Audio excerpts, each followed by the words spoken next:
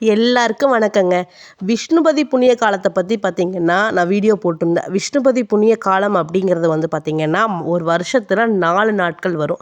அதாவது வைகாசி 1ஆம் தேதி வருங்க, அதுக்கப்புறம் ஆவணி 1ஆம் தேதி, அதுக்கப்புறம் வந்து கார்த்திகை 1, அதுக்கப்புறம் வந்து மாசி 1. இந்த வருஷத்தில் இந்த 4 நாட்களுமே விஷ்ணுபதி புண்ணிய காலம் அப்படின்னு வந்து சொல்லப்படுதுங்க. இந்த அன்னைக்கு வந்து பார்த்திங்கன்னா நம்ம பெருமாள் கோயிலில் போய் வழிபாடு பண்ணுறது அப்படிங்கிறது ரொம்பவே சிறப்பு வாய்ந்த ஒன்று. நீங்கள் என்ன நினச்சி வேண்டுறீங்களோ கண்டிப்பாக அந்த வேண்டுதல் அப்படிங்கிறது நிறைவேறும். இப்போ மாசி 1 பிப்ரவரி 13ஆம் தேதி வெள்ளிக்கிழமை நம்ம விஷ்ணுபதி புண்ணிய காலம் வருதுங்க. இந்த தடவை விஷ்ணுபதி புண்ணிய காலம் வெள்ளிக்கிழமை ஏகாதசி 2ம் சேர்ந்த ஒரு நாளில் வருது. கண்டிப்பாக இந்த நாளை தவற விடாதீங்க.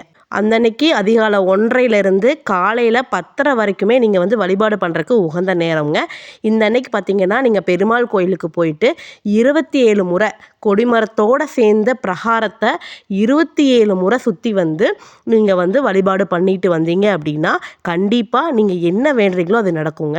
27 மலர் கொண்டு நீங்கள் சுற்றணும் அப்படின்னு சொல்கிறது எதுக்காக அப்படின்னா உங்கள் எண்ணிக்கைக்காக. ஒவ்வொரு முறை சுற்றும் போது ஒவ்வொரு பூவை கொடிமரத்தில் வச்சு நீங்கள் கணக்கு வச்சுக்கிறதுக்காக அப்படி சொல்கிறாங்கங்க. உங்கள் வேண்டுதலை பெருமாள் கிட்ட வச்சுட்டு 27 முறை சுற்றும் போதும் ஓம் நமோ நாராயணா மந்திரத்தை சொல்லிக்கிட்டே சுற்றுங்க.